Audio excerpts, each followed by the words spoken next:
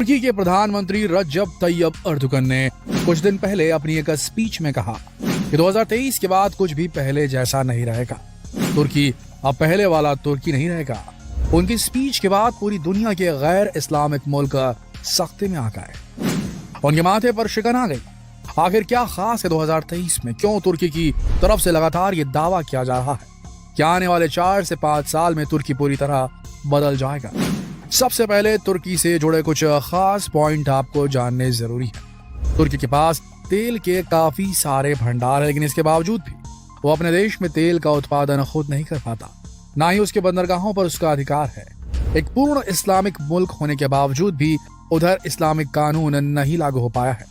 तुर्की अपने रिसोर्सेज का भी पूरा उपयोग नहीं कर पाता। तुर्की एक इंडिपेंडेंट कंट्री है, फिर उस पर इतनी सारी पाबंदियां किसने लगाई? और ऐसी क्या मजबूरी है कि तुर्की सालों से पाबंदियां बर्दाश्त कर रहा है?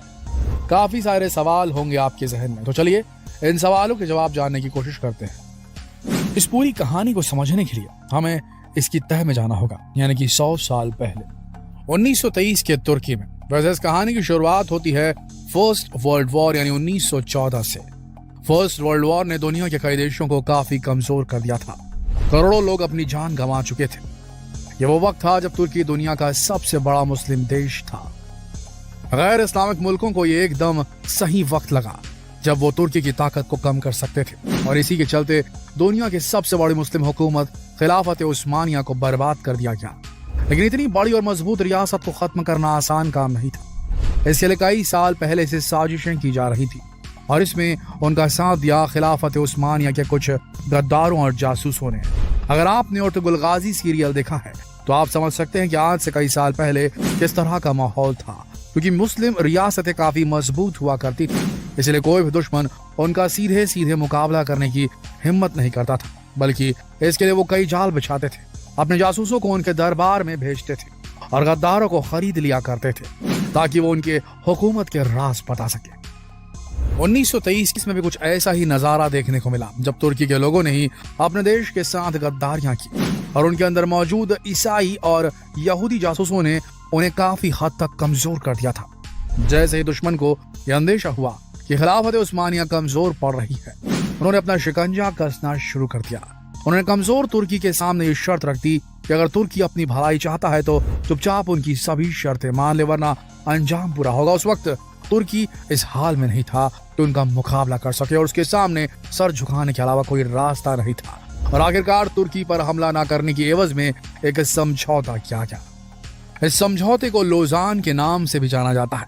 यह समझौता पूरी तरह से तुर्की को बर्बाद करने के लिए ही तैयार किया गया था। इसमें कई ऐसी शर्तें थी जिनकी वजह से तुर्की का विकास काफी हद तक रुक जाने वाला था, और यह समझौता 1-2 साल के लिए नहीं बल्कि आने वाले 100 सालों के लिए किया गया था। जी हाँ, पूरे 100 साल। इस समझौते के बाद तुर्की के हाथों में बस बेबसी और लाचारी ही आने वाली थी। इस समझौते में कई शर्तें थी, जिनमें से कुछ खास शर्तों के बारे में हम आपको बताने वाले हैं। इस समझौते की सबसे पहली शर्त यह थी कि तुर्की से खिलाफत उस्मानिया की बादशाहत को खत्म कर दिया जाए और तुर्की को सेक्युलर देश बना दिया गया। इसके साथ ही खिलाफत उस्मानिया में आने वाली सभी कंट्रीज जैसे सऊदी अरब, लेबनान वगैरह को आजाद कर दिया गया, और अब तुर्की एक छोटा सा देश बनकर रह गया। इतना ही नहीं, खिलाफत उस्मानिया के आखिरी सुल्तान को उनके पूरे परिवार के साथ देश छोड़ के जाने का आदेश दे दिया गया ताकि ये बगावत न कर सके, क्योंकि उन्हें लोगों का काफी समर्थन था और मुमकिन था कि वो फिर से अपनी सेना तैयार कर लेते। इस खतरे से बचने के लिए जरूरी था कि तुर्की को माली रूप से कमजोर कर दिया जाए। देखिए, तुर्की में तेल के काफी ज्यादा भंडार हैं और तेल की मदद से तुर्की खुद को पहले जैसा मजबूत मुल्क बना सकता था, जैसे कि बाकी तेल उत्पादक देश हैं जैसे दुबई, कतर वगैरह। इसलिए उस समझौते में ये शर्त भी रखी गई कि आने वाले 100 सालों तक तुर्की खुद अपने देश से तेल नहीं निकालेगा। इतना ही नहीं, तुर्की एक ऐसा देश है जहां एशिया और यूरोप दोनों की सीमाएं मिलती हैं, इसलिए यहाँ के बंदरगाह से कई जहाज बिजनेस के लिए निकलते थे। लेकिन समझौते में कानून बना दिया गया कि इस बंदरगाह पर तुर्की का कोई हक नहीं होगा, बल्कि अब यह पूरी दुनिया के लिए खुला रहेगा। तुर्की अगले 100 सालों तक इन बंदरगाहों से गुजरने वाले जहाजों से कोई टैक्स वसूल नहीं कर पाएगा। ये तो बस कुछ ही शर्तें हैं जिन्हें सुनकर आप समझ गए होंगे। ये समझौता पूरी तरह से तुर्की की कमर तोड़ने के लिए ही तैयार किया गया था, लेकिन तुर्की के सब्र के दिन अब पूरे होने वाले हैं, क्योंकि उसकी 100 साल की मियाद पूरी होने जा रही है। 2023 में यह समझौता रद्द हो जाएगा। यानी कि 2023 तुर्की के लिए एक नई आजादी और तरक्की की सुबह लेकर आने वाला है। अब वो अपने कुओं से तेल भी निकाल पाएगा, अपने बंदरगाहों पर अपने नियम और टैक्स लागू कर पाएगा और इस तरह उसकी जीडीपी काफी ऊंचाई पर पहुंच जाएगी और तुर्की की तरक्की जो पिछले 100 सालों से रुकी हुई थी वो वापस तेज रफ्तार में भागने लगेगी। शायद इसीलिए तुर्की के प्रधानमंत्री इस बात को लेकर अपनी खुशी जाहिर कर रहे हैं, क्योंकि अब तुर्की को सही मायनों में आजादी मिल पाएगी। तुर्की अपनी पुरानी शान और शौकत को वापस लेकर आएगा। तुर्की जो कि खिलाफत उस्मानिया से निकला है, वो खिलाफत उस्मानिया जिसकी शान आप अर्तुगरुल गाजी में देख सकते हैं, जो कि कई छोटे छोटे कबीलों से मिलकर बनी थी। इस कबीले के लोगों ने पूरी दुनिया में इस्लाम का नाम रोशन किया था। ये उस वक्त सबसे बड़ी मुस्लिम सियासत थी और तुर्की का दावा है कि आने वाले वक्त में वो अपने इतिहास को एक बार फिर दोहराएगा।